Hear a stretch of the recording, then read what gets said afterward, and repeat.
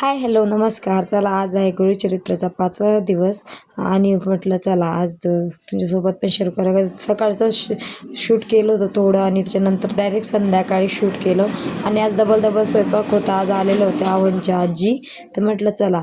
आणि ते 1-2 दिवस माझ्याकडेच होते, त्याच्यामुळे मग माझ्यासाठी इथं पोळ्या बनवायला घेतल्या, म्हणजे पराठे बनवायचे होते बटाट्याचे, ते बनवायचे होते आणि त्यांच्यासाठी खिचडी बनवायला घेतली.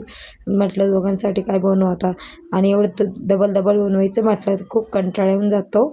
आणि आज 6वा दिवस आहे, आज अपलोड करते बरं का. आणि आज आहे 14 एप्रिल. सर्वांना जय भीम आणि 14 एप्रिल खूप खूप शुभेच्छा.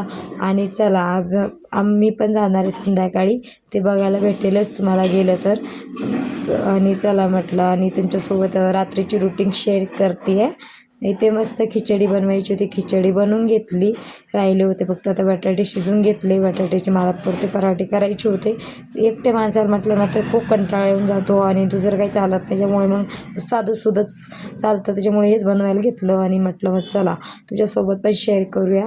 आणि ते मस्त असं बनवून घेतलं जेवण. पोळ्या 2-4 पोळ्या बनवून घेतल्या. त्याच्यानंतर आहे ना देवाला नैवेद्य दाखवायचं होता, ते पण दाखवून घेतला. चला ब्लॉग आवडला असेल तर नक्की सबस्क्राईब करा, लाईक करा.